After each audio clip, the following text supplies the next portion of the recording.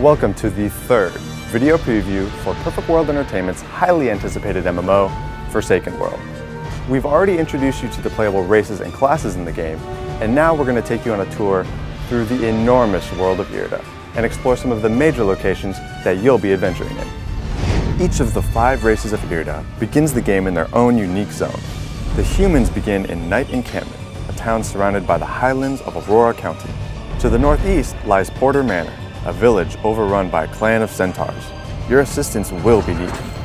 Elsewhere in the Winter Heights region, the dwarves begin their journey in Hearth Village, an industrialized cave nestled in the icy region of Snowglow Mountains. You'll face dangers as soon as you step out onto the icy mountainside. Elves begin in Oslo Village, deep in the heart of Sorrow Jungle. Plant-like creatures roam the surrounding swamps, so watch out.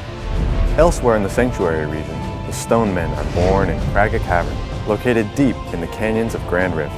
Not far is Warcry Passage, where diligent troops fight to stem the invasion of the Centaur army. Finally, the Kindred begin in Twilight Castle, a Gothic cathedral at the center of Dusttown. To the southeast is the ruined village, long abandoned and perpetually burning up in flames. Once you venture out of your starting zone, you'll start to see how vast the world of Yrda really is. These are only some of the unique locations you'll be visiting. Freedom Harbor is the main city of Yrda and a place for all the races to convene. Here you can buy goods, trade with merchants, teleport to other areas, or just plain relax. This is where you'll train in all of your jobs and embark on several unique quest lines that will take you throughout the surrounding region of Kalari's Plains. The Sea of Oblivion is an expansive desert landscape that's far from barren. Here you'll find the Tomb of Glory, which opens up a low-level arena so players can engage in PvP with no penalties.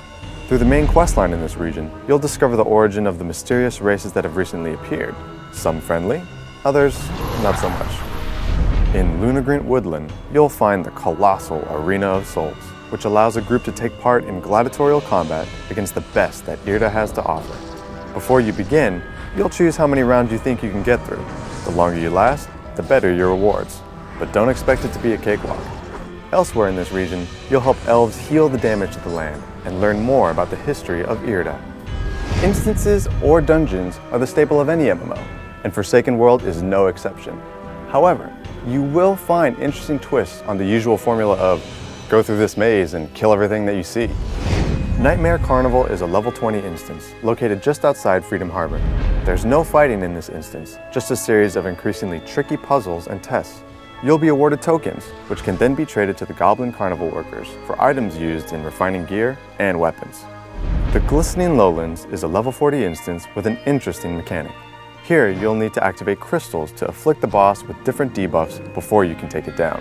You'll be awarded valuable gems for completion, which are also used to modify armor and weapons. Welkin Castle, a level 50 instance, is an elven fortress infested by a fearsome race of snake people known as the Naga. It's up to you to drive these creatures out. There are multiple bosses, each requiring distinct tactics to overcome. But watch out for Vondolin Moonlight, leader of the Naga forces. You'll need to work as a team to be victorious. These are just a few of the locations and instances in Forsaken World. Stay tuned, and next time, we'll talk about the feedback that we've been receiving from our closed beta participants, give insight on our guild features, and much more. The third phase of closed beta is currently underway.